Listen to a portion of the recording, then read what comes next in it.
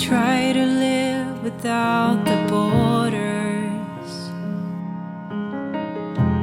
Tried so hard to be fearless at times, and I didn't know what I might find or what I'd miss if I didn't go, if I didn't go.